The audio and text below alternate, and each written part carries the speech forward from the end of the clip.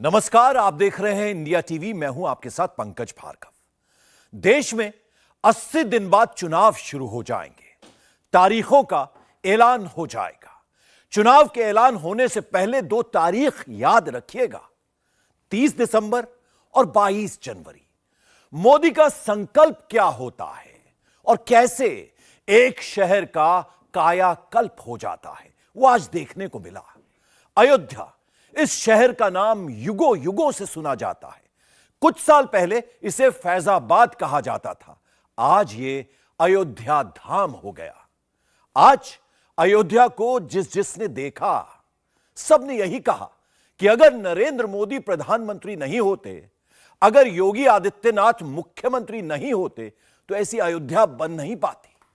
मोदी के जिन विरोधियों को अयोध्या में वोट दिखता है, राम मंदिर में इलेक्शन दिखता है, वह आज भी नरेंद्र मोदी को समझ नहीं पाए हैं।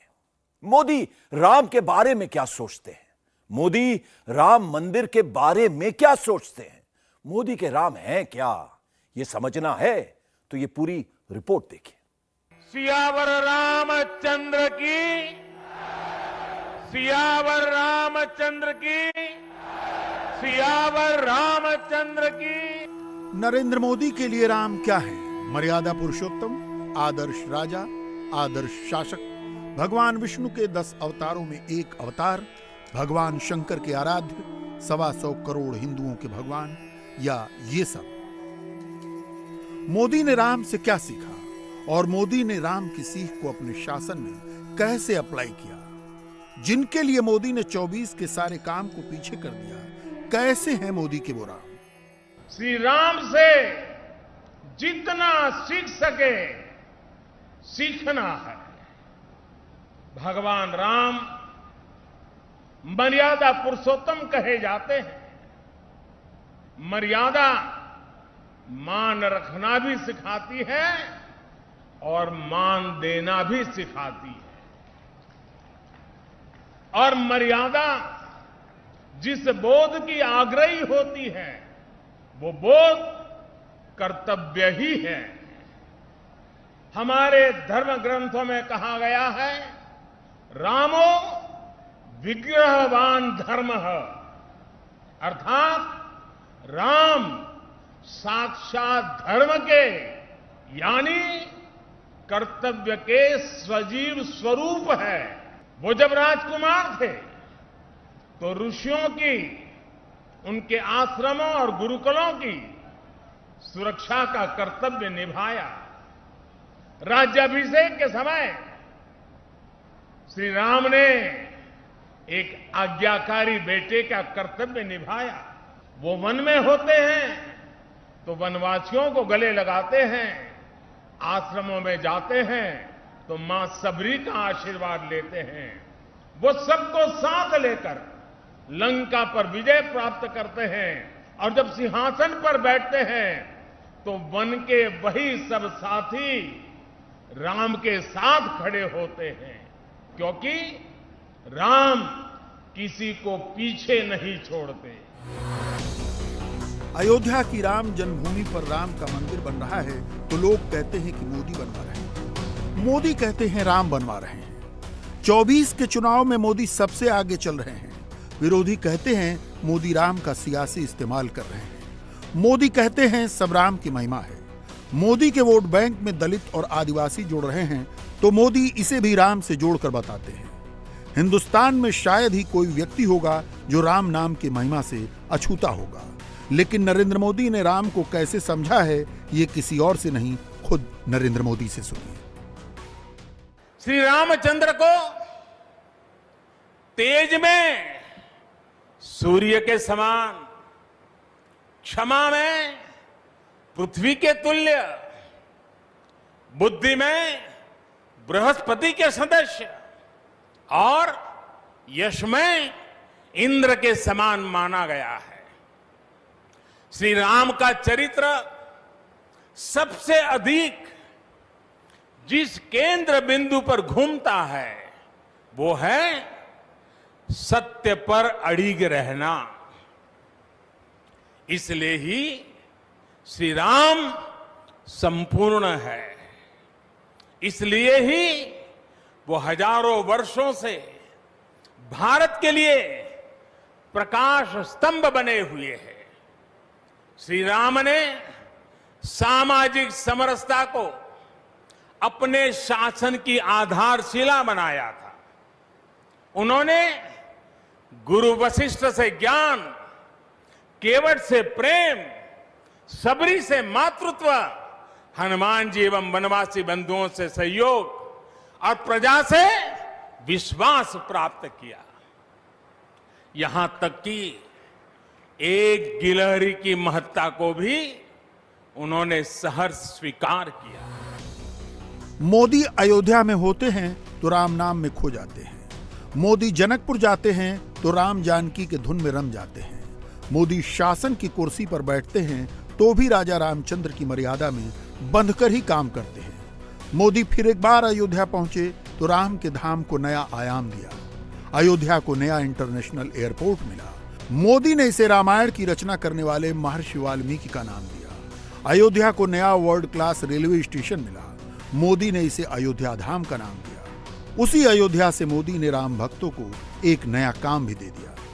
प्रभु राम के दर्शन, अयोध्या का नव्य भव्य दिव्य मंदिर आने वाली सदियों तक दर्शन के लिए उपलब्ध है। प्रभु राम जी पधार रहे हैं तो हम भी कुछ दिन इंतजार करें। 550 साल इंतजार किया है, कुछ दिन और इंतजार कीजिए। बहुत भाग्य से हम सभी के जीवन में आया है।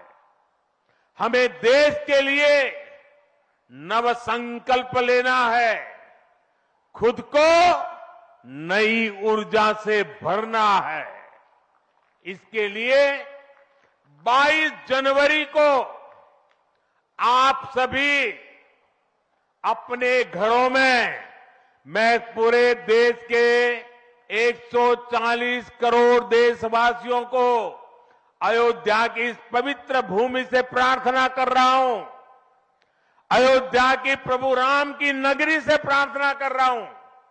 मैं 140 करोड़ देशवासियों को हाथ जोड़ करके प्रार्थना कर रहा हूं कि आप 22 जनवरी को जब अयोध्या में प्रभु राम विराजमान हो, अपने घरों में भी श्री राम ज्योति जलाएं, दीपावली मनाएं।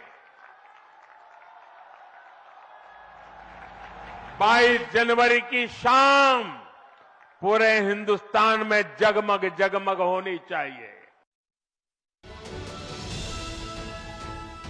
मोदी के लिए राम क्या हैं ये समझना हो तो कैलेंडर के पन्ने को थोड़ा पीछे पलटकर देखते हैं।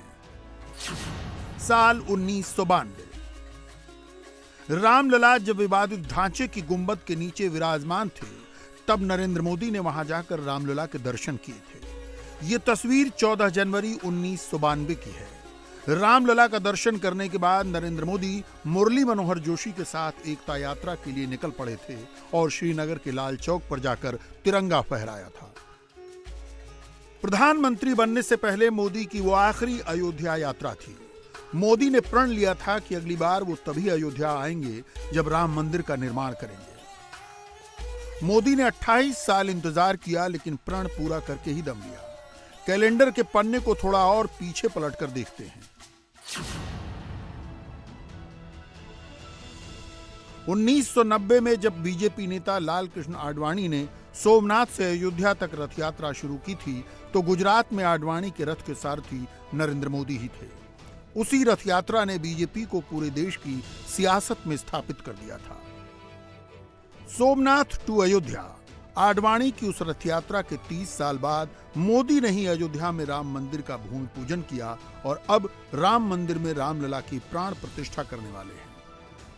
दीन दयाल बिरिदु संभारी, यानी जो दीन है, जो दुखी हैं, उनकी बिगड़ी बनाने वाले श्री राम है। साथियों, जीवन का ऐसा कोई पहलू नहीं है जहां हमारे राम प्रेरणा न देते हो। भारत की ऐसी कोई भावना नहीं है जिसमें प्रभु राम झलकते न हो। भारत की आस्था में राम है, भारत के आदर्शों में राम है, भारत की दिव्यता में राम है, भारत के दर्शन में राम है। मोदी पर राम का कितना प्रभाव है, इसे हैंड रिटन कविता से समझिए। मोदी ने यह कविता जम्मू कश्मीर बीजेपी के लेटर हेड पर लिखी है। ये तब की है जब वो जम्मू कश्मीर के इंचार्ज हुआ करते थे। मोदी के विरोधी जब मोदी और राम मंदिर का जिक्र करते हैं तो सीधे सीधे धार्मिक वोट पर चले जाते हैं। वो मोदी को सांप्रदायिक बताने लगते हैं। मोदी के विरोधी प्रधानमंत्री को यह समझाने लगते हैं कि भारत का कोई धर्म नहीं है, सरकार का कोई धर्म नहीं है। मोदी बार बार याद दिलाते हैं कि राम का धर्म ही उनके शासन का मर्म है। जो राम का धर्म है वही मोदी का राजधर्म है। हमारे यहां शास्त्रों में कहा गया है, न राम सदस्य राजा पृथ्व्याम नीतिवान अभूत, यानी कि पूरी पृथ्वी पर श्री राम के जैसा नीतिवान शासक कभी हुआ ही नहीं।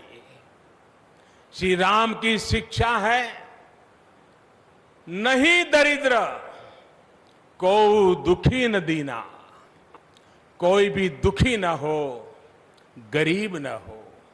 श्री राम का सामाजिक संदेश है, पहुष्ट नर नारी कह समाज उत्सव शोभितः। नर नारी सभी समान रूप से सुखी हो, भेदभाव नहीं। श्री राम का निर्देश है, कच्चित ते दयती है सर्वे है कृषि गोरक्ष जीविना। किसान, पशुपालक सभी हमेशा खुश रहे। श्री राम का आदेश है, कश्चित वृद्धांच बालांच वैद्यान मुखान राघव त्रिभिही ऐते बुभूष से।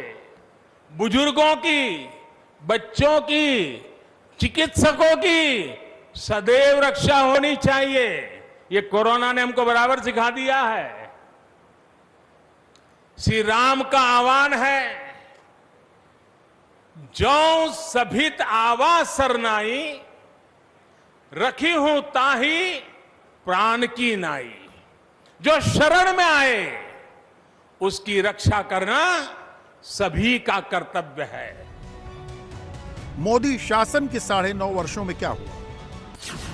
शासन में गरीबों वंचितों को वरीयता मिली, बुजुर्गों किसानों को सम्मान मिला, महिलाओं को हक मिला, वनवासियों को सत्ता मिली, दलितों को अधिकार मिला। राम राज्य का मूल यही तो है, दैहिक दैविक भौतिक तापा, राम राज काहू नहीं व्यापा।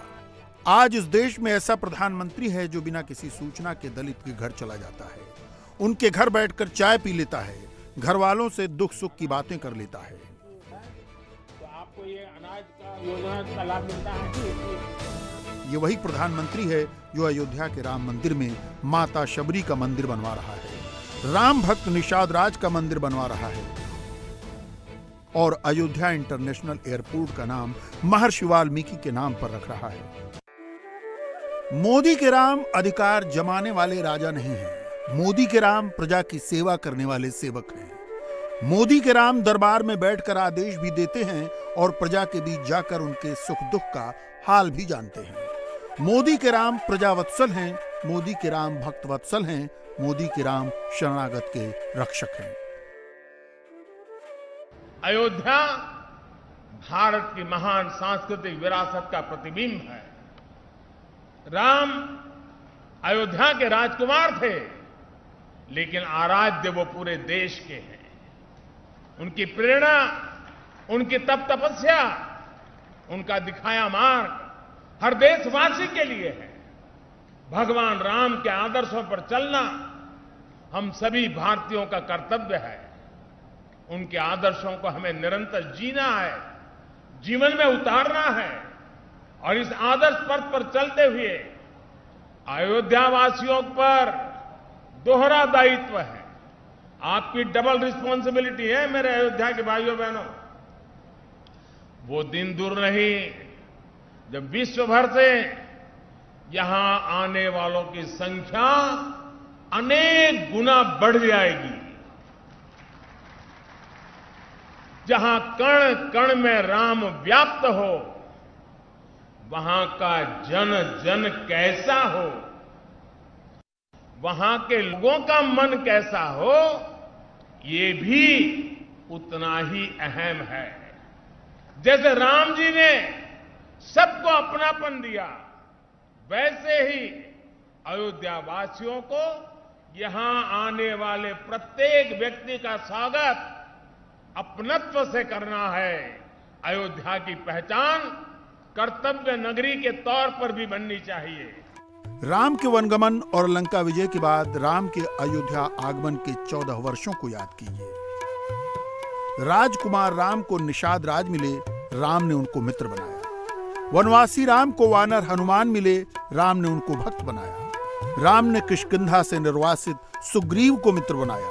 राम ने बाली को मित्र नहीं बनाया, राम ने सुग्रीव को अपनाया। रावण के भाई विभीषण ने राम से शरण मांगी तो राम ने उनका राज्याभिषेक किया। मोदी के राम एकांगी नहीं हैं।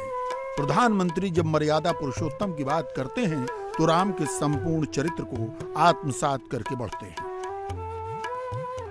जब अयोध्या से निकले थे तब तो वो राजकुमार थे, लेकिन जब अयोध्या वापस आए तो मर्यादा पुरुषोत्तम भगवान राम बन गए थे। ये कैसे हुआ?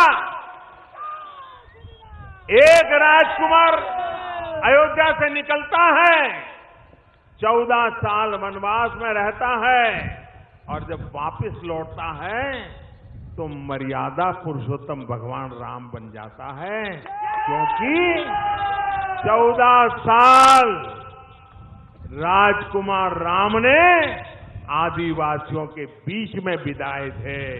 आदिवासियों ने उनको संस्कारित किया।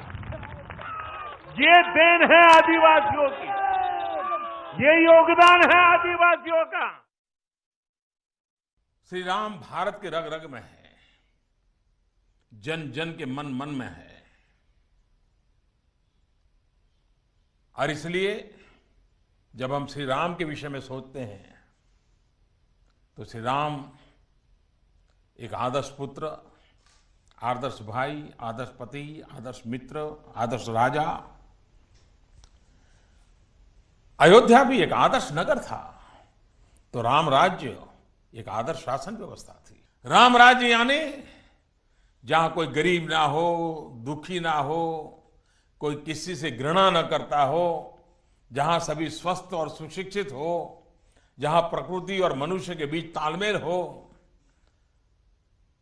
और गोस्वामी जी ने लिखा है, दैहिक दैविक भौतिक तापा, राम राज नहीं काही व्यापा, सब नर करही परस्पर प्रीति, चल ही स्वधम निरत श्रुति नीति, अल्प मृत्यु नहीं कब नीव पीरा, सब सुदर सब वीरो शरीरा, नहीं दरिद्र को दुखी न दीना, नहीं को अबुद न लक्षण हीना।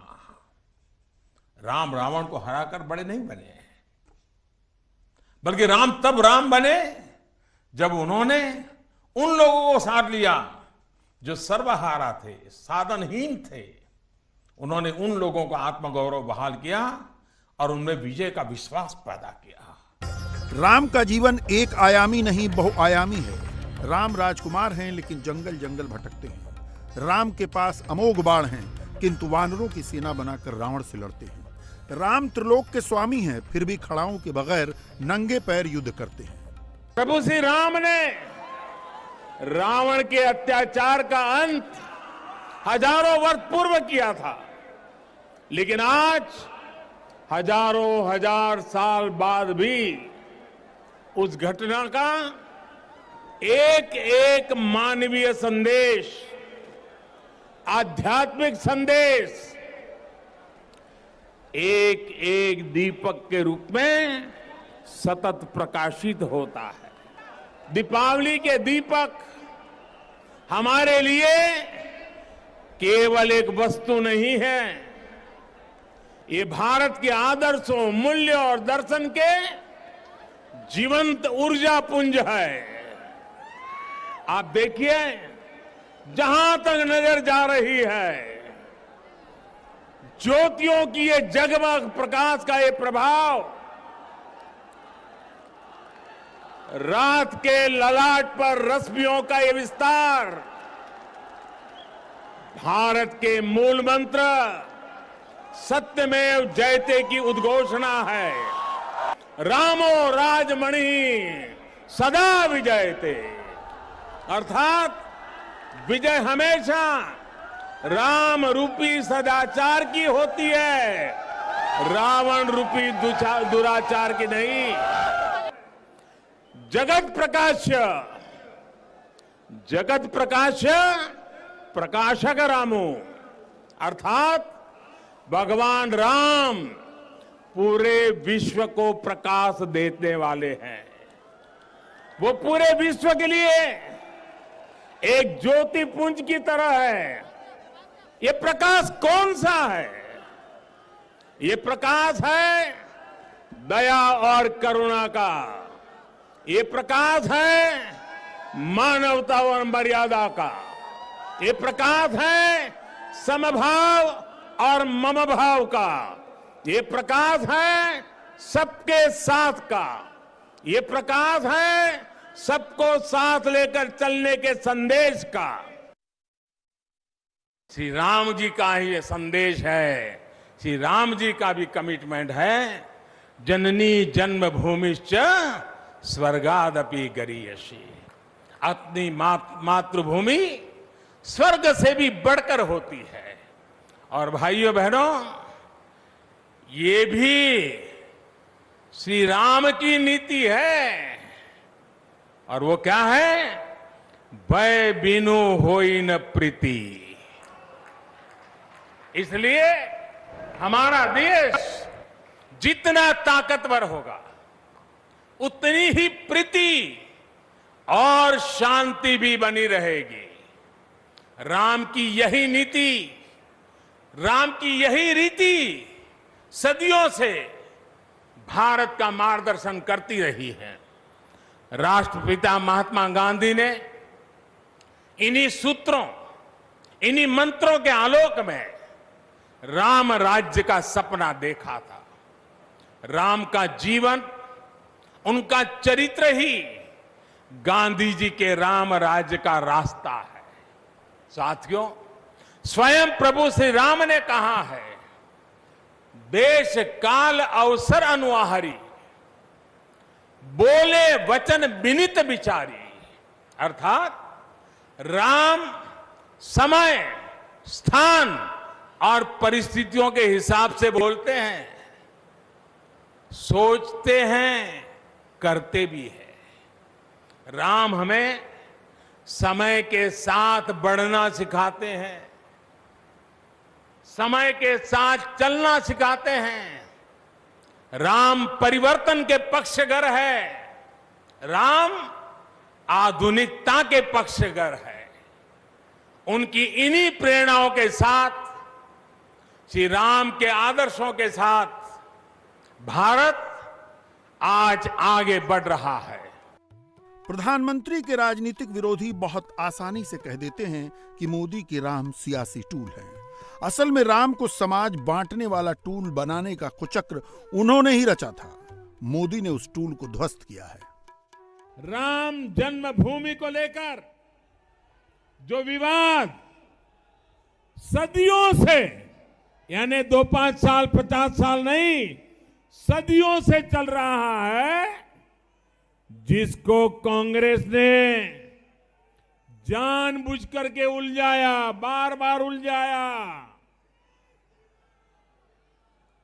हमने कहा था, याद करिए, हमने कहा था, हमारे संकल्प पत्र में लिखा था कि राम जन्मभूमि विवाद को शांतिपूर्ण तरीके से सुलझाएंगे।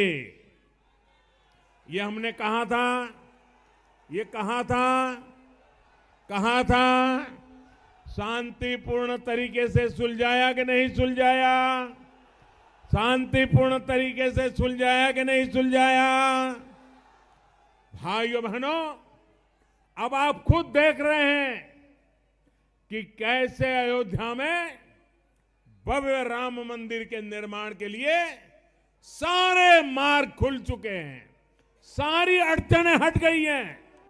अयोध्या के बारे में कांग्रेस, लेफ्ट और समाजवादी विचारधारा वाले लोग अक्सर ये कहते थे कि अयोध्या में कभी रौनक नहीं आ सकती, अयोध्या में कभी भव्यता नहीं आ सकती। नरेंद्र मोदी ने राम की नगरी को भव्य भी बना दिया, राम की नगरी को दिव्य भी बना दिया। प्रधानमंत्री नरेंद्र मोदी ने अयोध्या बदल दी, अयोध्या का नक्शा बदल दिया, अयोध्या की सुबह बदल दी, शाम बदल दी, अयोध्या की रातें बदल दी, अयोध्या के लोगों की जिंदगी बदल दी। अब अयोध्या वही अयोध्या नहीं है जहां रामलला टेंट के नीचे विराजमान थे। शहर के चेहरे से रौनक लापता थी। विरोधी कहते हैं कि योगी और मोदी सिर्फ शहरों के नाम बदलते हैं, मगर अयोध्या में सिर्फ नाम नहीं बदला है, अयोध्या की पूरी शक्ल सूरत बदल गई है। अयोध्या में अब वर्ल्ड क्लास रेलवे स्टेशन है, इंटरनेशनल एयरपोर्ट है। अब आप अयोध्या जाएंगे तो कण कण में राम को पाएंगे। इसी की एक वानगी, एक प्रेजेंटेशन देखिए इस रिपोर्ट में। दिव्य अयोध्या, नव्य अयोध्या, भव्य अयोध्या, नया भारत, नई अयोध्या, मोदी का कर्तव्य अयोध्या। प्रधानमंत्री का संकल्प था भगवान राम के अयोध्या आगमन से पहले अयोध्या को दुनिया की सुंदरतम नगरी के रूप में स्थापित कर देंगे। जिस भव्यता के साथ पीएम का स्वागत अयोध्या वासियों ने किया, ये इस बात का सबूत है कि बदलती हुई अयोध्या प्रधानमंत्री का आभार किस तरह व्यक्त कर रही है।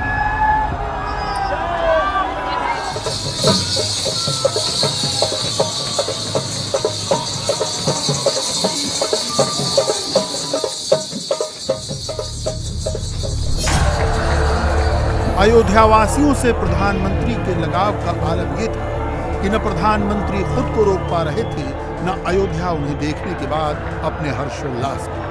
प्रधानमंत्री अपनी गाड़ी का दरवाजा खोलकर हाथ हिला रहे थे। गाड़ी की विंड स्क्रीन पर गुलाब की पंखुड़ियों का अंबार बार बार साफ करना पड़ रहा था। अयोध्या में प्रधानमंत्री मोदी के सुरक्षा अमले के पसीने छूट रहे। मगर अयोध्या तो अयोध्या है, उसका अपना भाव है, अपना रंग है। ये वही अयोध्या है जिसके बारे में कहते हैं, सुमन वृष्टि नभ संकुल, भवन चले सुख कंद, चढ़ी अटारिन देखहि, नगर नारि नर वृंद।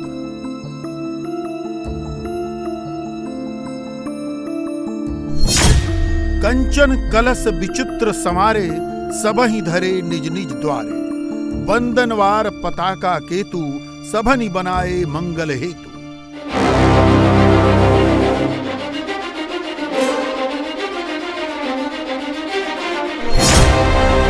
थी सकल सुगंध सजाई, गजमनि रचि बहु चौक पुराई, नाना भांति सुमंगल साजे, हर्षि नगर निशान बहुआए। इन दोहों का लब्बोलुआब ये कि आकाश फूलों की वर्षा से छा गया। अयोध्या के नर नारी अटारियों पर चढ़ उन्हें उत्सुकता से देख रहे थे। अलंकृत कलश दरवाजों पर रख लिए गए थे, बंधनवार सजाए गए थे, गलियां सुगंधित द्रव्यों से महक रही थी और पूरे नगर में हर्ष ध्वनि हुई। माफ कीजिएगा, गोस्वामी तुलसीदास जी ने ये दोहे प्रधानमंत्री नरेंद्र मोदी के लिए नहीं, उनके आराध्य राम के लिए लिखे। भगवान राम जब वनवास से वापस लौटे तो उसका वर्णन अयोध्या कांड में गोस्वामी जी ने इसी तरह किया है। मगर यहाँ गौर करने वाली बात प्राचीन अयोध्या का वो वैभव है जो कुछ लोगों के लिए काल्पनिक है, मगर मोदी उस वैभव पर यकीन करते हैं और वही लौटाना भी चाहते हैं।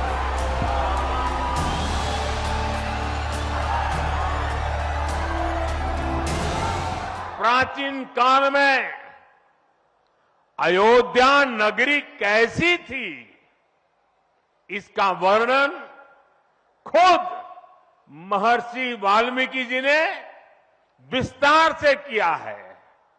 उन्होंने लिखा है, कोसलो नाम मुदितः स्फीतो जनपदो महान निविष्ट सरयू तीरे प्रभुत धन धान्यवान।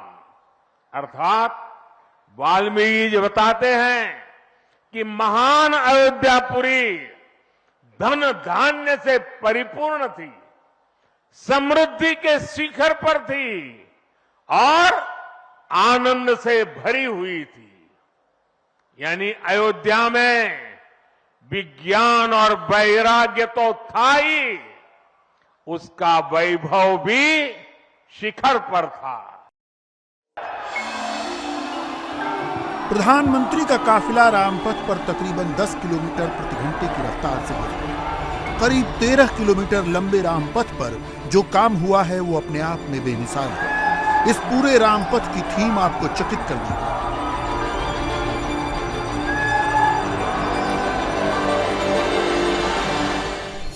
अयोध्या कितनी बदली है इसका अंदाजा अगर आपको लगाना है तो धर्मपथ होते हुए, यानी कि अयोध्या में सीमा में प्रवेश करते के साथ ही अगर आप धर्मपथ से होते हुए जिस चौराहे पर आके खड़े होते हैं वो है लता मंगेशकर चौक। और लता मंगेशकर चौक ने अयोध्या की एक नई पहचान बनाई है और ये चौराहा अयोध्या का प्रमुख चौराहा हो गया है। एक वक्त ऐसा भी हुआ करता था जब ये चौराहा कुछ इस तरीके से हुआ करता था कि यहां से कौन गुजर रहा है, कौन आ रहा है, किसी को कुछ भी शायद बहुत ज्यादा नहीं पता होता था, क्योंकि चौराहे पर देखने लायक, दिखाने लायक या किसी को कुछ भी बताने लायक ऐसा चीज नहीं होती थी। लेकिन फिलहाल यहां पर लता मंगेशकर चौक के नाम से इस चौराहे को विकसित किया गया है और चौराहे पर रखी हुई विशाल काय मीणा लोगों के लिए न सिर्फ चर्चा का विषय है, बल्कि जो भी यहां पर आता है वो एक सेल्फी यहां पर जरूर लेता है। तो ये कहा जा सकता है कि लता मंगेशकर चौक ने अयोध्या की जो परिस्थिति थी, अयोध्या का जो एक फेमस लैंडमार्क था, उसमें अपने आप को स्थापित कर लिया है। रामपथ पर बिल्डिंग चाहे व्यावसायिक हो या घरेलू, सबका आर्किटेक्चर एक जैसा है। बालकनी को विंटेज ब्रिटिश स्टाइल में रखा गया है। सड़क के सामने की सारी बिल्डिंगों में एक सिमेट्री है। कोई बिल्डिंग न ऊंची दिखती है न नीची। बिल्डिंग की सामने की दीवार पर जो पेंट करवाए गए हैं वो क्रीम और सफेद रंग के कॉम्बिनेशन में है। हालांकि ये आर्किटेक्चर भी अयोध्या शहर की पुरानी इमारतों के डिजाइन से ही प्रेरित है, मगर जिस अयोध्या की पतली सड़कों पर 2 वाहनों का चलना मुश्किल होता था, वहां सड़कों का दोहरीकरण अद्भुत है। ये वो अयोध्या तो बिल्कुल नहीं है जिसे कुछ साल पहले तक देखा जा रहा था। एक ऊंघती हुई अयोध्या के मुकाबले चमकता हुआ अयोध्या धाम एक अलग ही कहानी कह रहा है।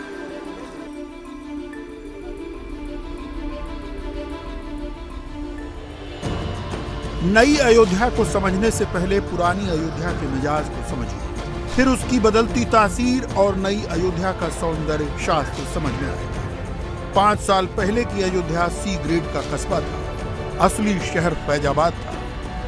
अयोध्या में सिर्फ हनुमानगढ़ी, कनक भवन, दशरथ भवन, राम चबूतरा, सरयू घाट, राम की पैड़ी थी। यहां भी लोगों को उन्हीं चुनौतियों का सामना करना पड़ता था जो छोटे कस्बे की चुनौतियां होती हैं, संकरे रास्ते, ट्रैफिक जैम और पतली गलियां।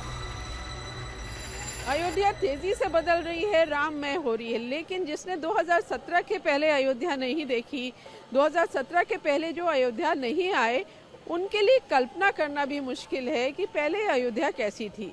अयोध्या पहले छोटा सा कस्बा हुआ करता था। हनुमानगढ़ी के सामने एक पतली सी सड़क थी जो सिंगल रोड थी, उसी से ट्रैफिक चलता था। मंदिर जाने के लिए भी सिर्फ एक रास्ता था, वो भी बहुत ज़्यादा सकरा, जो श्रृंगार हाट बैरियर से शुरू होता था और राम मंदिर श्रद्धालुओं को ले जाता था। रास्ते में हनुमानगढ़ी के दर्शन होते थे, दशरथ महल था, आगे कनक भवन था और दशरथ महल होते हुए श्रद्धालु राम मंदिर पहुंचते थे। राम मंदिर में भी भगवान रामलला टेंट में थे और श्रद्धालुओं का रास्ता जो रामलला तक ले जाता था वो भी बहुत ज़्यादा मुश्किलों से भरा हुआ था। राम मंदिर के रास्ते सकरे थे, पूरी अयोध्या में सड़कें बहुत सकरी थी, लाइट की प्रॉपर व्यवस्था नहीं थी। राम की पैड़ी में जो पानी है, जो सरयू जी का पानी आता है, वो पानी कम, वहाँ गंदगी ज़्यादा होती थी।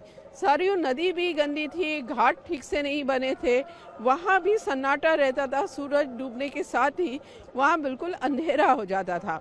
अब अयोध्या के अंदर सड़कों पे आप जाएंगे तो वहाँ भी अब चौड़ी होनी शुरू हुई हैं, लेकिन तब बहुत पतली सड़कें हुआ करती थी और दिन में अगर वहाँ जाएं तो वहाँ अलग सा एक सन्नाटा दिखाई देता था। रेलवे स्टेशन जो अब इतना भव्य बन गया है, बहुत छोटा सा रेलवे स्टेशन हुआ करता था, एक टिन शेड था, उसके नीचे यात्री बैठे रहते थे, फिर बाद में थोड़ा सा उसको बड़ा किया गया।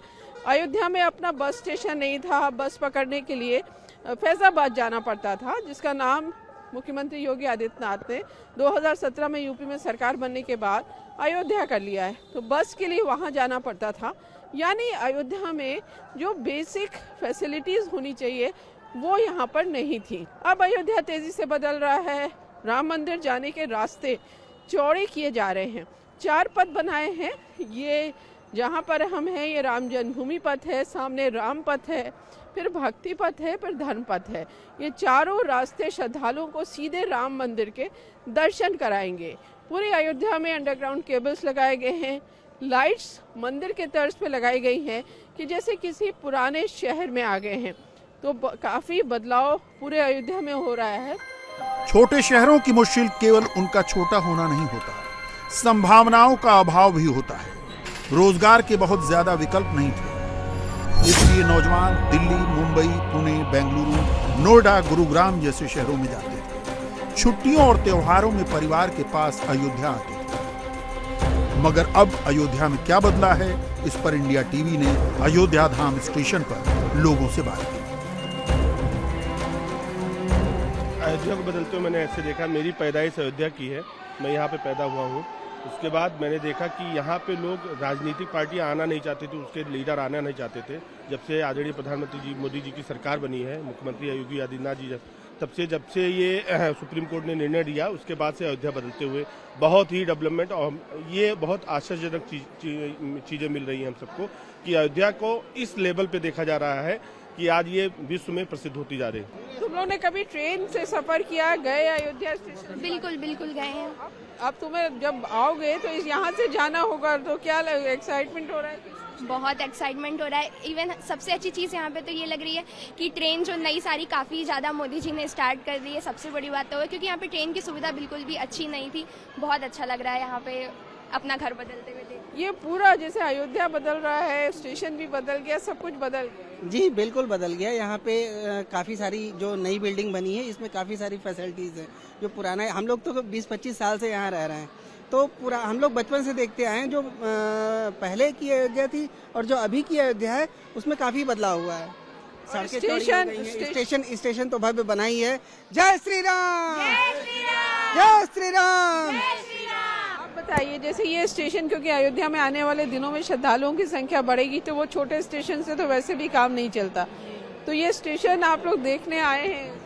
जी, इसको देखने आए हैं क्योंकि वहाँ पे सुविधाएं कम है, क्योंकि खाली प्लेटफॉर्म बना हुआ था, अब इसको सुविधा के साथ दिया गया है। काफ़ी सारी सुविधाएं दी गई हैं इसमें, यात्री काफ़ी संख्या में यहाँ रुक सकते हैं और ऊपर डॉर्मेट्री वगैरह भी दी गई, शॉप वगैरह। तो ये अब काफ़ी बड़े उसमें बनाया गया है स्टेशन को, और जो है अब जो यात्री आएंगे जो देखेगा वो भी ये कहेगा कि काफ़ी जो है उन्नति हुई है। मोदी और योगी की डबल इंजन सरकार ने वो काम 4 साल से कम वक्त में किया जिसे होने में कम से कम 4 दशक लगे। अयोध्या एक सामान्य तीर्थ नगरी से अयोध्या धाम में तब्दील हो गए। मोदी अयोध्या का सबसे अधिक बार दौरा करने वाले पहले प्रधानमंत्री बन गए। इस दौरे में उन्होंने 350 करोड़ की लागत से बने महर्षि वाल्मीकि एयरपोर्ट का उद्घाटन किया, 240 करोड़ की लागत से बने अयोध्या धाम एयरपोर्ट का उद्घाटन किया, 2 वंदे भारत और 6 अमृत भारत ट्रेनों को हरी झंडी भी दिखाई।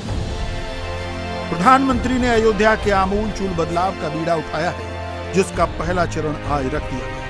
आज की अयोध्या को प्रधानमंत्री ने उसके अतीत से कैसे जोड़ा और एयरपोर्ट का नाम महर्षि वाल्मीकि के नाम पर रखने के पीछे क्या प्रेरणा थी, ये भी बताया। आज अयोध्या में सड़कों का चौड़ीकरण हो रहा है, नए फुटपाथ बन रहे हैं, आज अयोध्या में नए फ्लाईओवर बन रहे हैं, नए पुल बन रहे हैं।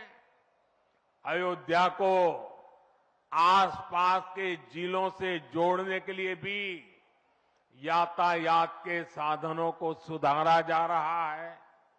साथियों, आज मुझे अयोध्या धाम एयरपोर्ट और अयोध्या धाम रेलवे स्टेशन का लोकार्पण करने का सौभाग्य मिला है। मुझे खुशी है कि अयोध्या एयरपोर्ट का नाम महर्षि वाल्मीकि के नाम पर रखा गया है। महर्षि वाल्मीकि ने हमें रामायण के माध्यम से प्रभु श्री राम के कृतित्व से परिचित करवाया।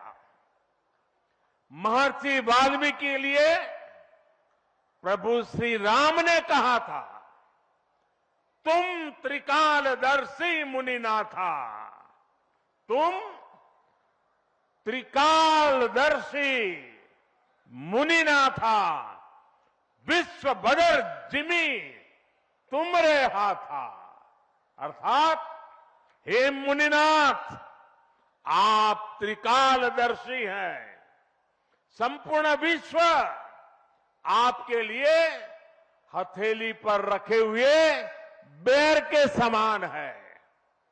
ऐसे त्रिकालदर्शी महर्षि वाल्मीकि जी के नाम पर अयोध्या धाम एयरपोर्ट का नाम इस एयरपोर्ट में आने वाले हर यात्री को धन्य करेगा। 30 दिसंबर तो झांकी थी, 22 जनवरी बाकी है जब भगवान अपने घर में प्रतिष्ठित होंगे। 22 जनवरी को अयोध्या बहुत व्यस्त होगी, मगर उसके बाद वक्त निकालिए, नई अयोध्या आपकी अगवानी को तैयार है। अंतर्राष्ट्रीय हवाई अड्डा, अंतर्राष्ट्रीय मानकों का रेलवे स्टेशन, पूरा इंफ्रास्ट्रक्चर बदल रहा है। मैं माननीय प्रधानमंत्री जी का बहुत बहुत आभार प्रकट करता हूं। कितनी बड़ी उपलब्धि है अयोध्या में आज नया रेलवे स्टेशन, नया एयरपोर्ट। ये भारत की बहुत बड़ी उपलब्धि है कि सनातन संस्कृति, ये सांस्कृतिक राजधानी हमारी अयोध्या धाम है, जहां प्रभु रामलला ने जन्म लिया। और आज हम कह सकते हैं कि ये गौरव हम सबको हासिल है कि हमारे माननीय प्रधानमंत्री जी ने अयोध्या धाम का पूरी तरह से इंफ्रास्ट्रक्चर बदलने का काम किया।